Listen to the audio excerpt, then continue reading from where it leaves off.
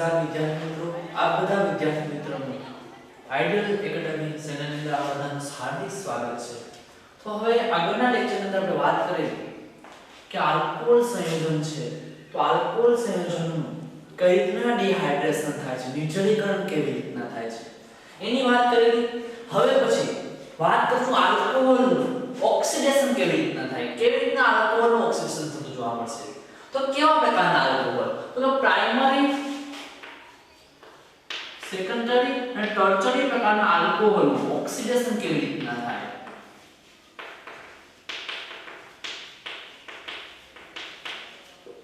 કેવી રીતના થાય ઓક્સિડેશન, પ્રાઇમરી, ટર્શરી અને સેકન્ડરી આલ્કોહોલ ઓક્સિડેશન કેવી રીતના થાય એ આપણે જોવાનું છે।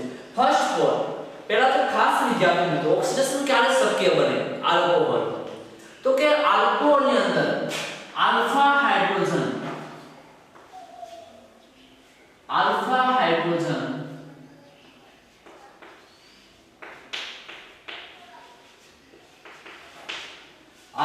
હાઇડ્રોજન હાજર હોવો જોઈએ।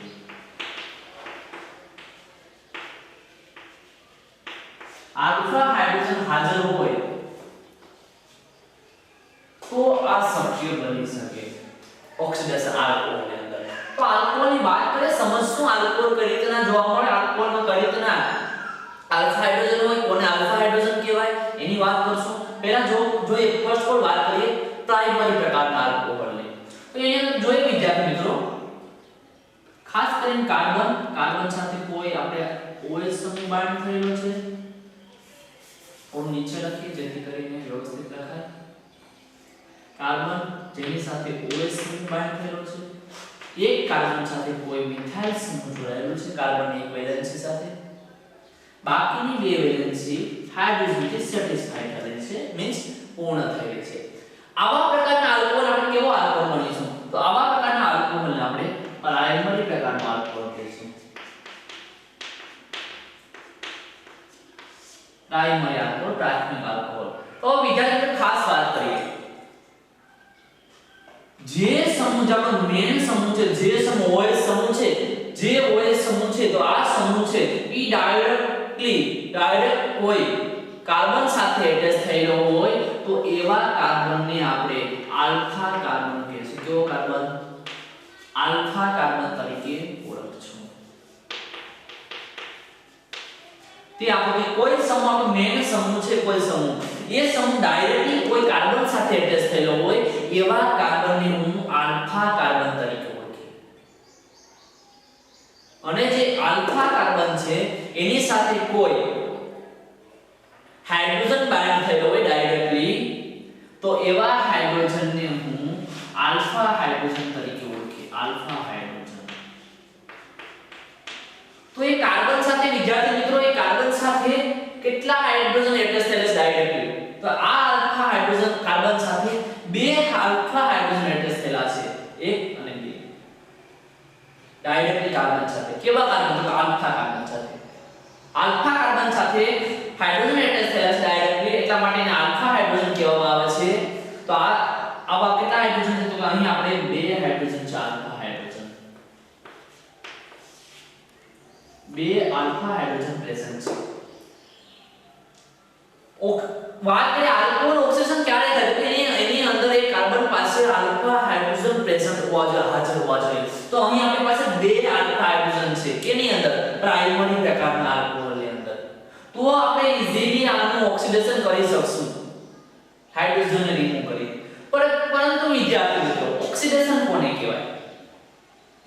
તમે જાણો છો ઓક્સિડેશન કોને કહેવામાં આવે છે, તો કે જે રિએક્શન અથવા કોઈની અંદર કોઈ રિએક્શનની અંદર ઓક્સિજન એડિશન થતું હોય, ઓક્સિજન ઉમેરાતો હોય તો એનું ઓક્સિડેશન થયું એમ કહી શકાય કે ઓક્સિજન ઉમેરાનો છે આ પ્રક્રિયાની અંદર, તો એને આપણે ઓક્સિડેશન કહી શકીએ।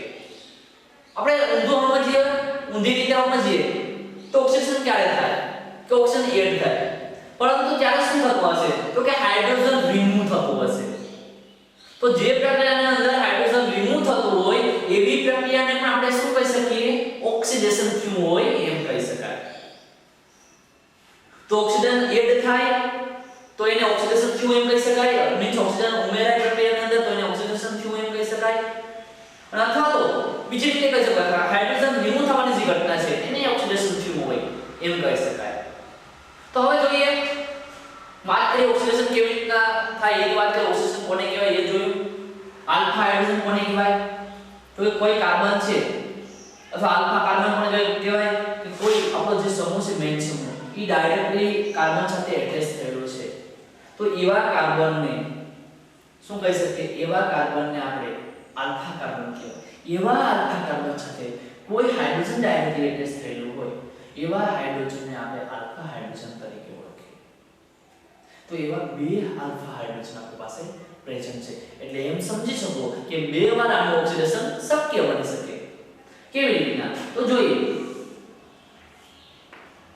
આ ઓક્સિજન છે વિદ્યાર્થી મિત્રો, ઓક્સિડેશન થાય ઓક્સિજન એડ, તો ઓક્સિજન એડ થતો હોય એને ઓક્સિડેશન કહેવાય, હાઇડ્રોજન રિમૂવ થતો હોય એને ઓક્સિડેશન કહેવાય.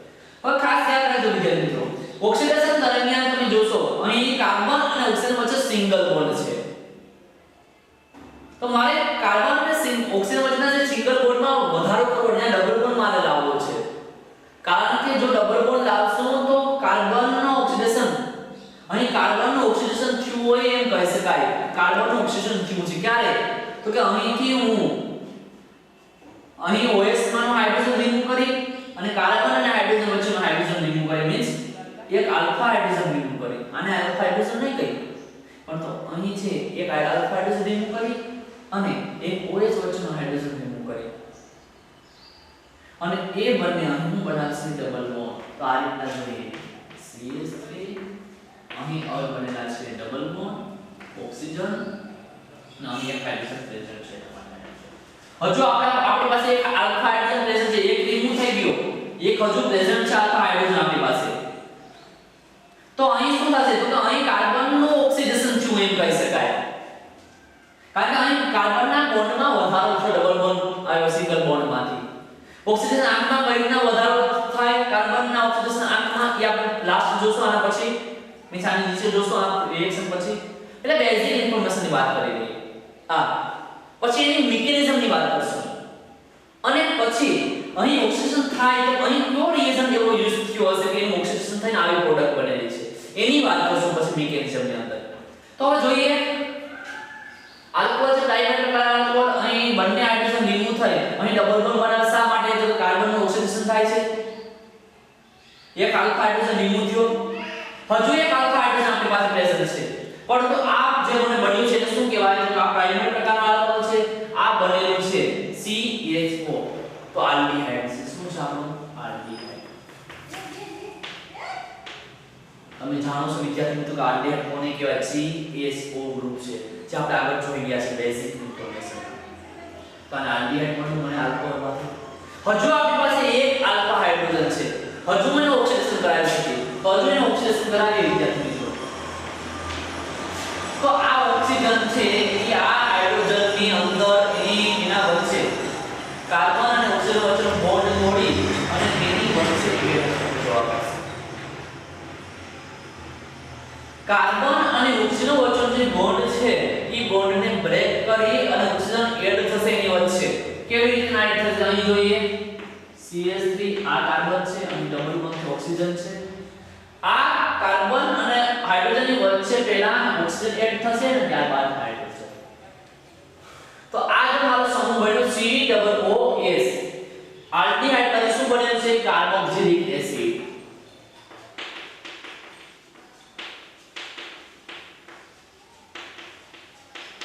વિદ્યાર્થી મિત્રો કાર્બોક્સિલિક એસિડમાં કેવી રીતના રૂપાંતર થયું? ઓક્સિજનનું એડિશન થયું, અહીં હાઇડ્રોજન રિમૂવ થતો તો ઓક્સિજન એડ થતો તો આ હાઇડ્રોજન રિમૂવ થાય એવી ઘટનાને ઓક્સિડેશન કહેવામાં આવે છે. ઓક્સિજન એડ થાય તો એવી ઘટનાને ઓક્સિડેશન જ કહી શકાય ને. તો હવે જોઈ શકીએ વિદ્યાર્થી મિત્રો કે ઓક્સિજનનું અહીં એડિશન થયું છે, કાર્બન અને હાઇડ્રોજન વચ્ચેનો બોન્ડ બ્રેક થયો. તો એ આલ્ડીહાઇડ કહેવામાં ક્યું? કાર્બોક્સિલિક એસિડમાં. વિદ્યાર્થી મિત્રો પ્રાઇમરી પ્રકારના આલ્કોહોલની વાત થઈ કારણ કે ત્યાં બે આલ્ફા હાઇડ્રોજન હોવાને કારણે બે વાર ઓક્સિડેશન થતું જોવા મળે છે. તો આ ઓક્સિડેશનની અંદર કયો રિએજન્ટ વપરાય છે એની વાત કરશું આગળ. પરંતુ એની પહેલા આપણે વાત કરી મેં કીધું હતું કાર્બનનું ડબલ બોન્ડ પ્રેઝન્ટ થાય અને કાર્બનનું ઓક્સિડેશન થાય છે તો કાર્બનનું ઓક્સિડેશન આમ જોઈએ ઓક્સિડેશન આ કાર્બન ઓક્સિડેશન આમ જોઈએ આ પ્રાઇમરી પ્રકારના આલ્કોહોલ ઓક્સિડેશન આંખની વાત કરીએ હું લખું ઓક્સિડેશન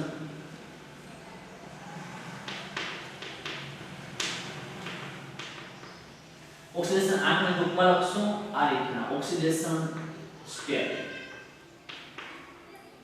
ઓક્સિડેશન આંખ મીન્સ ઓક્સિડેશન સ્ટેપ રાઈટ તો ઓક્સિડેશન આંખની વાત કરીએ આ કાર્બનની તમે ખાસ વિદ્યાર્થી મિત્રો ધ્યાન રાખજો કાર્બન છે એ પોતે એક ઇલેક્ટ્રોન હાઇડ્રોજન પાસે લઈને હાઇડ્રોજનને રિમૂવ કરી દે અહીં કરેલું છે તો આ કાર્બન પાસે મળશે -1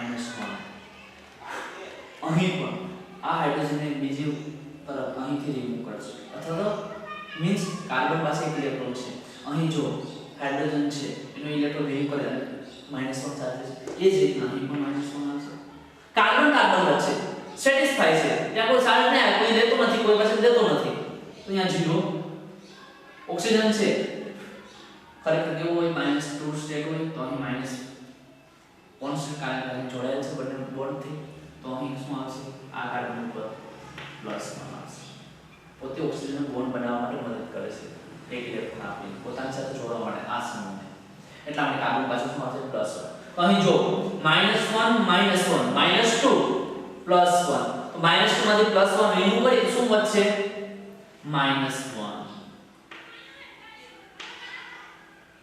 તો વિદ્યાર્થી મિત્રો આ ઓક્સિડેશન સ્ટેપ આ કાર્બન પ્રાઇમરી પ્રકારના આલ્કોહોલ છે સ્ટેપ અવસ્થામાં છે એની વાત હવે એક ઓક્સિડેશન થયું તો હવે આ કાર્બનનો મારે ઓક્સિડેશન આંખ નક્કી કરો ઓક્સિડેશન સ્ટેટ આ કાર્બન ઓક્સિડેશન સ્ટેટ કેટલો છે તો જોઈએ અહીં સેમ હાઇડ્રોજન રિંગ તેની પાસે કાર્બન પાસે શું આવશે -1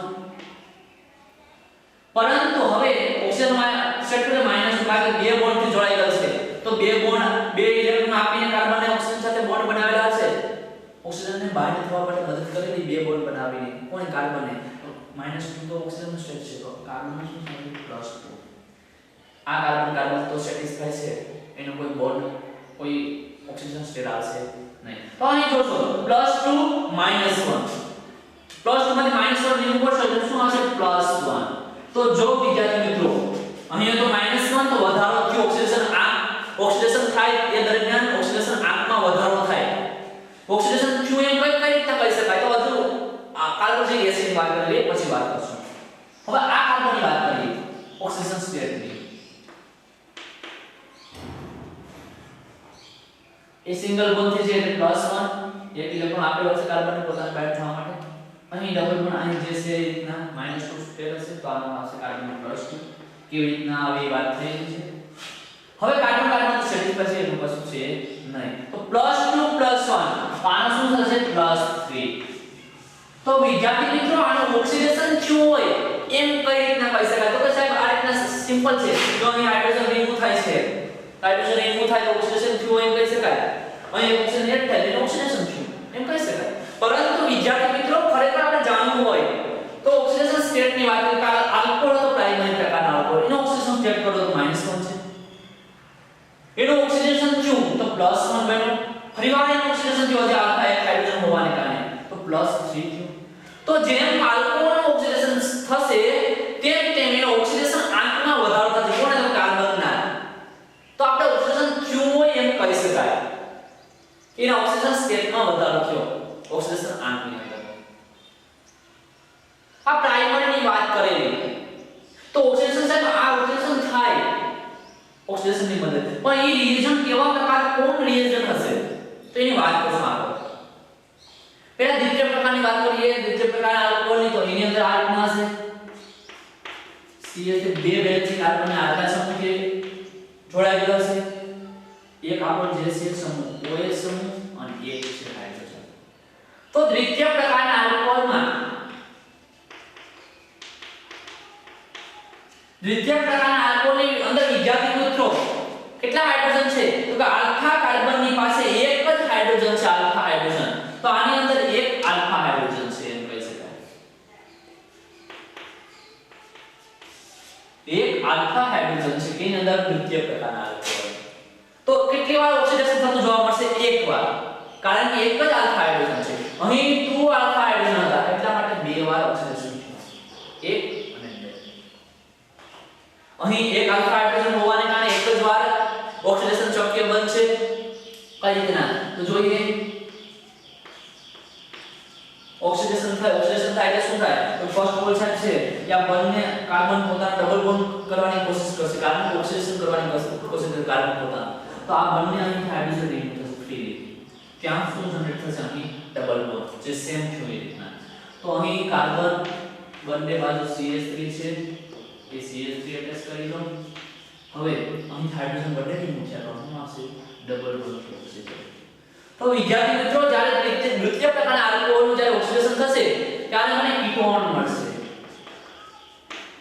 કીટોન તો હવે પછી આનું ઓક્સિડેશન શક્ય નથી કારણ કે હવે આ કાર્બન પાસે કોઈ આલ્ફા હાઇડ્રોજન એટેચ થયેલો નથી તો આનું ઓક્સિડેશન છે ઈ શક્ય નથી હવે કારણ કે વાત એની કે ઓક્સિડેશન આલ્કોહોલ અંદર ત્યારે જ થાય કે જ્યારે એક આલ્ફા હાઇડ્રોજન આલ્ફા કાર્બન સાથે કોઈ આલ્ફા હાઇડ્રોજન એટેચ થયેલો જોડાયેલો હોય ત્યારે જ આલ્કોહોલનું ઓક્સિડેશન શક્ય બને છે હવે તૃતીયકની વાત કરી લઈએ તૃતીયક આલ્કોહોલની તો એ તમે જાણો છો કે કાર્બન છે એની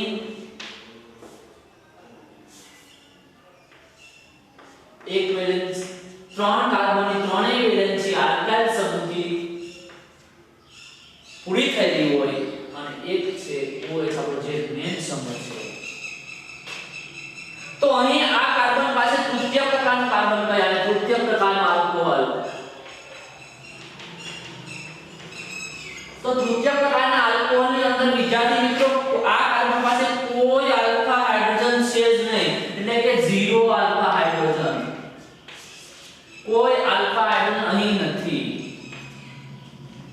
તૃતીય પ્રકારના આલ્કોહોલની અંદર તો તૃતીય પ્રકારના આલ્કોહોલની અંદર કોઈ આલ્ફા હાઇડ્રોજન ન હોવાને કારણે એ તૃતીય પ્રકારના આલ્કોહોલ ઓક્સિડેશન શક્ય છે ના એક વાર પણ શક્ય નથી કારણ કે અહીં એક કોઈ પ્રકારનો આલ્ફા હાઇડ્રોજન પ્રેઝન્ટ છે નહીં અહીં હતો એ દ્વિતીયકમાં તૃતીયકમાં બે પ્રાઇમરીમાં બે હાઇડ્રોજન હતા કાર્બન આલ્ફા હાઇડ્રોજન અહીં એક હતો તૃતીયકમાં એક પણ આલ્ફા હાઇડ્રોજન છે નહીં તો આલ્ફા હાઇડ્રોજન પ્રેઝન્ટ હોય તો જ એનું ઓક્સિડેશન શક્ય બને છે હવે વિદ્યાર્થી મિત્રો એટલી વાત કરેલી પરંતુ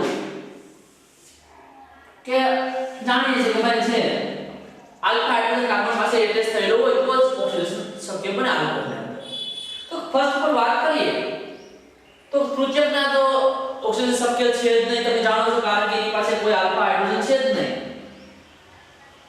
પરંતુ આપણે મેન ટોપિક એવો છે કે આમાં રિએક્શન કેવા પ્રકારના છે મારે છે તમે છે મને છે ડાયરેક્ટ પ્રાઇમરી આલ્કોહોલમાંથી મારે ડાયરેક્ટ કાર્બોક્સિલિક એસિડમાં રૂપાંતર કરવું છે તો એ કેવો પ્રકારનો રિએક્શન શક્ય બને તો એ બી રિએક્શન છે કે જેનું પ્રાઇમરી પ્રકારના આલ્કોહોલમાંથી મને ડાયરેક્ટ પ્રોડક્ટ કાર્બોક્સિલિક એસિડ મળે એવું શક્ય નથી સાહેબ તો આ બનતો જ હોય ઈ બને છે પણ ફાસ્ટલી તમે રોકી ન શકો ભાઈ તો રોકાય છે રિએક્શન કારણ એટલી ફાસ્ટ ઈ રિએક્શનનો ઉપયોગ કરશો હું અહીં લખ્યા કરી એ રિએક્શનનો યુઝ કરશો કે ડાયરેક્ટલી પ્રાઇમરી પ્રકારના આલ્કોહોલમાંથી કાર્બોક્સિલિક એસિડમાં રૂપાંતર થશે પણ ઈ રિએક્શન ખરેખર દરમિયાન ખરેખર આ રેટ મળતો છે ફાસ્ટલી રિએક્શન થશે સ્પીડ ખબર નહીં પડશે સેકન્ડમાં આ રેટ પણ ડાયરેક્ટ રૂપાંતર કાર્બોક્સિલિક એસિડમાં થઈ જશે તો મને ડાયરેક્ટ પ્રાઇમરી પ્રકારના આલ્કોહોલમાંથી પ્રાઇમરી પ્રકારના આલ્કોહોલમાંથી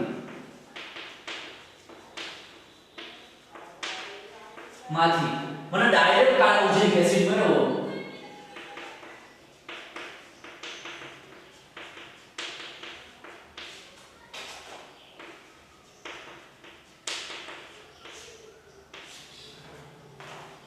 પ્રાઇમરી પ્રકારના આલ્કોહોલમાંથી ડાયરેક્ટ પણ કાર્બોક્સિલિક એસિડ મેળવવો તો એવા કેવા રિએક્શન હશે તો એ રિએક્શન ખરેખર જોન્સ રિએક્શન તરીકે ઓળખાય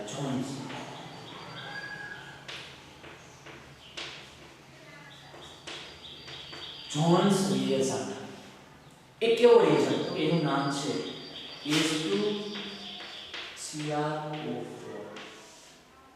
H2CrO4 કે જે તમે અહીં ઉપયોગ કરશો ઓક્સિડેશનમાં તો એનું પ્રાઇમરી આલ્કોહોલ રૂપાંતર ડાયરેક્ટ કાર્બોક્સિલિક એસિડમાં થઈ જશે એને આપણે કહી શકીએ ક્રોમિક એસિડ, ક્રોમિક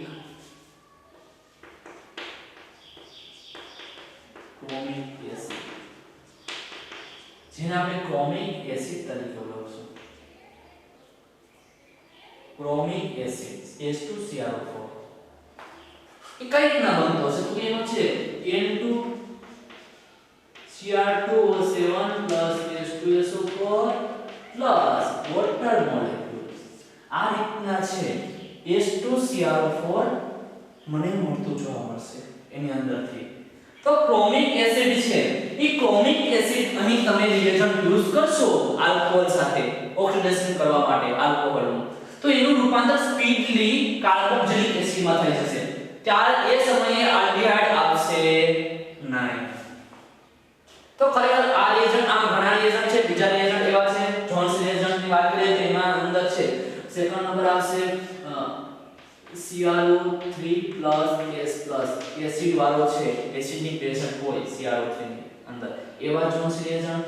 થર્ડ તમે લખી શકો KMnO4, કેવો તો કે એસિડિક KMnO4 કે જેની અંદર S+ પ્રેઝન્ટ હોય એવો એસિડિક KMnO4, અને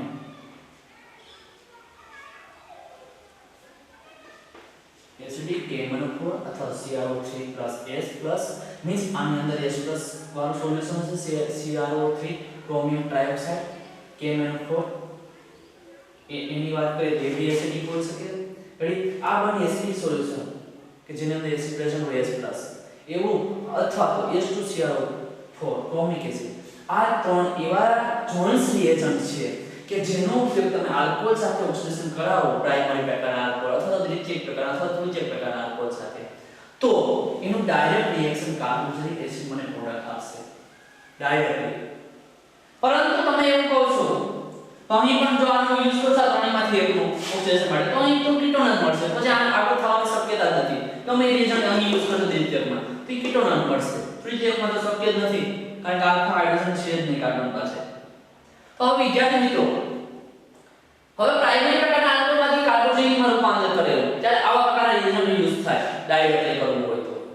પણ મારે જો પ્રાઇમરી પ્રકારમાંથી મને આલ્ડીહાઇડમાં સ્ટોપ કરી દેવી રિએક્શન, કે પ્રાઇમરી પ્રકારના આલ્કોહોલ ઓક્સિડેશન થાય અને મને આલ્ડીહાઇડ મળવો જોઈએ, આગળ થવી જોઈએ નહીં. તો એવા રિએજન્ટ કેવો હશે કે આલ્ડીહાઇડમાંથી, પ્રાઇમરી આલ્કોહોલમાંથી આલ્ડીહાઇડ, પ્રાઇમરી પ્રકારના આલ્કોહોલમાંથી આલ્ડીહાઇડ, કે આલ્ડીહાઇડ મળી જાય એટલે રિએક્શન સ્ટોપ. તો એ પણ રિએક્શન છે, રિએજન્ટ કેવો, એનું નામ છે CrO3+CH2Cl2, chromium trioxide CH2Cl2 methyl ડાઇક્લોરાઇડ. તો આવા પ્રકારના રિએજન્ટની મદદથી તમે અહીં એ રિએજન્ટ યુઝ કરશો, તેનું આલ્કોહોલ રૂપાંતર ઓન્લી ઓન આલ્ડીહાઇડ, પછી આ કાર્બોક્સિલિક એસિડમાં થશે નહીં. તો આવો બી રિએજન્ટ આપણી પાસે પ્રેઝન્ટ છે કે તમે જો આલ્ડીહાઇડ જ મેળવવો હોય તો આ રિએજન્ટની મદદથી તમે આલ્ડીહાઇડ મેળવી શકો, કારણ કે અહીં S+ પ્રેઝન્ટ છે નહીં આ રિએજન્ટની અંદર. એટલા માટે આ રિએજન્ટ યુઝ કરશું, ક્રોમિયમ ટ્રાયોક્સાઇડ પ્લસ મિથાઇલ ડાઇક્લોરાઇડ. તો એ આપણે ખાલી આલ્ડીહાઇડ સુધી જ રૂપાંતર કામ છે, પછી આગળ થશે નહીં. તો આપણે ઓન્લી ઓન આલ્ડીહાઇડ મળશે. આવા પ્રકારના રિએજન્ટ યુઝ કરશું. તો બંને પ્રકારના રિએજન્ટની વાત કરીએ. ડાયરેક્ટ મારે કાર્બોક્સિલિક પ્રાઇમરી પ્રકારના આલ્કોહોલમાં કાર્બોક્સિલિક એસિડ મેળવવું તો આ રિએજન્ટ યુઝ થાય, જોન્સ રિએજન્ટ, અથવા તો પ્રાઇમરી પ્રકારના આલ્કોહોલમાં આલ્ડીહાઇડ મેળવવું હોય તો આ પ્રકારનું રિએજન્ટ યુઝ થશે. વિદ્યાર્થી મિત્રો, આપણે મિકેનિઝમની અંદર ખાસ જોઈશું, મિકેનિઝમની અંદર કેવા પ્રકારે મિકેનિઝમ જોવા મળે છે. ફર્સ્ટ ઓફ આની ચર્ચા કરીએ ફરીવાર. વિદ્યાર્થી મિત્રો, આપણે વાત કરી રહ્યા છે આલ્કોહોલનું ઓક્સિડેશન કેવા પ્રકારે થાય છે. તો આલ્કોહોલ પ્રાઇમરી દ્વિતીયક પ્રકારની આલ્કોહોલની વાત કરીએ ઓક્સિડેશન, એ ક્યારે શક્ય બને પેલા તો કે સાહેબ એની અંદર આલ્ફા હાઇડ્રોજન પ્રેઝન્ટ હોવો જોઈએ, હાજર હોવો જોઈએ એ આલ્કોહોલની અંદર, તો જ શક્ય બને ઓક્સિડેશન. એક્ઝામ્પલ લે પ્રાઇમરી પ્રકારના આલ્કોહોલ. તો પ્રાઇમરી પ્રકારના આલ્કોહોલની વાત કરીએ વિદ્યાર્થી મિત્રો, તો પ્રાઇમરી સાથે કોઈ OH સમૂહ છે જોડાયેલો છે આલ્કોહોલ, તો આ પ્રાઇમરી પ્રકારના આલ્કોહોલ લખેલો છે, જોઈ લેજો. તો આની અંદર તમે જાણો છો કે કાર્બન સાથે કોઈ મેન સમૂહ OH સમૂહ બાઇન્ડ થયેલો છે, ડાયરેક્ટ કાર્બન સાથે અટેચ થયેલો છે, તો એવા કાર્બનને આલ્ફા કાર્બન કહેવાય. એ આલ્ફા કાર્બન સાથે કોઈ હાઇડ્રોજન ડાયરેક્ટ એટેચ થયેલા હોય તો એવા હાઇડ્રોજનને આલ્ફા હાઇડ્રોજન કહીશું. આપણે જોઈ ગયા છે. તો અહીં કેટલા આલ્ફા હાઇડ્રોજન પ્રેઝન્ટ છે આ પ્રાઇમરી પ્રકારના આલ્કોહોલ અંદર? તો એક આલ્ફા હાઇડ્રોજન અને બીજો આલ્ફા હાઇડ્રોજન, બે આલ્ફા હાઇડ્રોજન પ્રેઝન્ટ છે અહીં આ હાઇડ્રોજનની અંદર. આ પ્રાઇમરી પ્રકારના આલ્કોહોલની અંદર બે હાઇડ્રોજન આલ્ફા હાઇડ્રોજન પ્રેઝન્ટ છે. તો એની અંદર આપણે વાત કરીએ એનું ઓક્સિડેશન કરશું. આલ્ફા હાઇડ્રોજન જેટલા પ્રેઝન્ટ હોય એટલી વાર ઓક્સિડેશન શક્ય બનશે. ત્યારે મિત્રો ફરીવાર આપણે જોઈએ કે આલ્કોહોલનું ઓક્સિડેશન કેવી રીતે ના થાય, આલ્કોહોલનું ખરેખર ઓક્સિડેશન કઈ રીતે ના થાય છે. આપણે જોઈએ કે ફરીવાર જોઈએ કે કાર્બન છે કોઈ બે આલ્ફા પ્રાઇમરી પ્રકારનો આલ્કોહોલ લીધેલો છે, પ્રાઇમરી પ્રકારનો આલ્કોહોલ. તો પ્રાઇમરી પ્રકારના આલ્કોહોલની અંદર વિદ્યાર્થી મિત્રો ફર્સ્ટ ઓફ ઓલ એ ખબર હોવી જોઈએ કે OH સમૂહ જે મેન આપણો સમૂહ છે એ ડાયરેક્ટ જે કાર્બન સાથે એટેચ થયેલો હોય એમાં કાર્બન આલ્ફા કાર્બન કહેવાય છે. એ આપણે જોઈ ગયા આગળ. એ કાર્બન આલ્ફા કાર્બન સાથે જે ડાયરેક્ટ હાઇડ્રોજન એટેચ થયેલો હોય તો એવા હાઇડ્રોજનને હું આલ્ફા હાઇડ્રોજન તરીકે ઓળખું છું. પ્રાઇમરી પ્રકારના આલ્કોહોલ છે, તમે જાણો છો કે આ રિએક્શનની અંદર આલ્ફા હાઇડ્રોજન કાર્બન પાસે કેટલા એટેચ થાય છે? પ્રાઇમરી પ્રકારના આલ્કોહોલની અંદર બે આલ્ફા હાઇડ્રોજન છે કે કાર્બન સાથે ડાયરેક્ટલી એટેચ થયેલા છે આલ્ફા કાર્બન સાથે. તો એવા હાઇડ્રોજનનું આલ્ફા હાઇડ્રોજન કહે. તો એવા ટુ હાઇડ્રોજન છે આપણી પાસે આ પ્રાઇમરી પ્રકારના આલ્કોહોલની અંદર. તો આલ્ફા હાઇડ્રોજન પ્રેઝન્ટ હોય આલ્કોહોલની અંદર તો જ શક્ય બને શું? તો ઓક્સિડેશન કોનું? તો આલ્કોહોલ. આલ્ફા હાઇડ્રોજન પ્રેઝન્ટ હોવો જોઈએ, હાજર હોવો જોઈએ તો જ ઓક્સિડેશન શક્ય બને. એ ખાસ યાદ રાખવાનું. તો અહીં બે આલ્ફા હાઇડ્રોજન છે તો બે વાર આપણે ઓક્સિડેશન કરી શકીએ, એક વાર એક રિમૂવ કરીને. તો ફર્સ્ટ પર ઓક્સિડેશન કરીએ તો એ દરમિયાન શું થશે? ઓક્સિડેશન દરમિયાન છે હાઇડ્રોજન અહીંથી રિમૂવ થઈ જશે, એક હાઇડ્રોજન રિમૂવ થશે અહીંથી. ક્યારે? તો કે આ ઓક્સિજન છે ઈ પોતાના હાઇડ્રોજન અને એક alpha hydrogen alkoxy acid means alcohol એક હાઇડ્રોજન અને કાર્બન સાથે એટેચ થયેલા આલ્ફા હાઇડ્રોજન બંને રિમૂવ થશે. અહીં આ રિમૂવ થઈને ડબલ બોન્ડ બનાવશે કાર્બન પાસે. કારણ કે ઓક્સિડેશન સ્ટેટમાં વધારો થશે કોના? તો કે કાર્બનના. તો ઓક્સિડેશન થયું એમ કહી શકાય. તો ઓક્સિડેશન કોને કહેવાય? તો કે હાઇડ્રોજન રિમૂવ થતો એને ઓક્સિડેશન કહી શકાય. અથવા તો ઓક્સિડેશન ઉમેરાતો રિએક્શન ની અંદર તો એને ઓક્સિડેશન કહેવાય. તો અહીં ઓક્સિડેશન દરમિયાન ડબલ બોન્ડ એટલે હાઇડ્રોજન રિમૂવ થશે, એક આલ્ફા હાઇડ્રોજન રિમૂવ થશે, ડબલ બોન્ડ એટેચ થશે, આ બંને બોન્ડ બનાવશે ડબલ બોન્ડ ઓક્સિજન સાથે. હવે વધેલો છે આપણી પાસે એક હાઇડ્રોજન.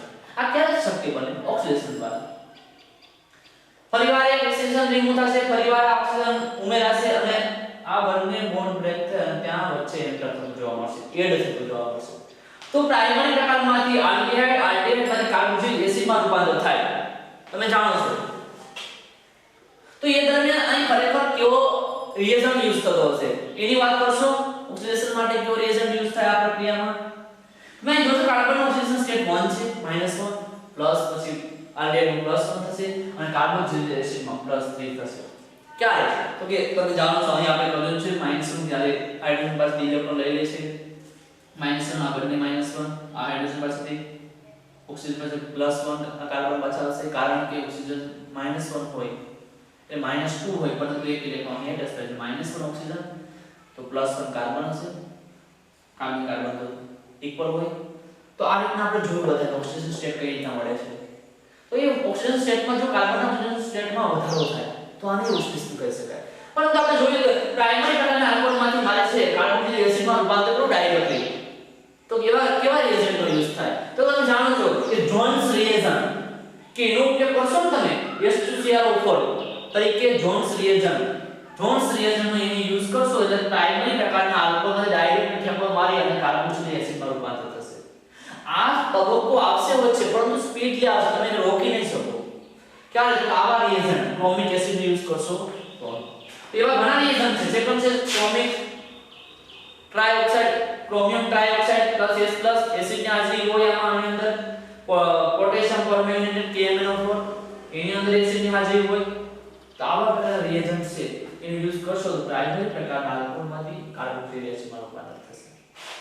બીજો વાત કરું પ્રાઇમરી આલ્કોહોલમાંથી મારે આલ્ડિહાઇડ મેળવવો છે, આ રિએક્શન સ્ટોપ થઈ જાય છે તો એવો કયો રિએજન્ટ? તો એવા રિએજન્ટ છે આપણી પાસે ક્રોમિયમ ટ્રાઇઓક્સાઇડ પ્લસ મિથાઇલ ડાઇક્લોરાઇડ આની અંદર H+ પ્રેઝન્ટ હોતો નથી એટલા માટે અહીં સુધી રિએક્શન થતી જોવા મળશે.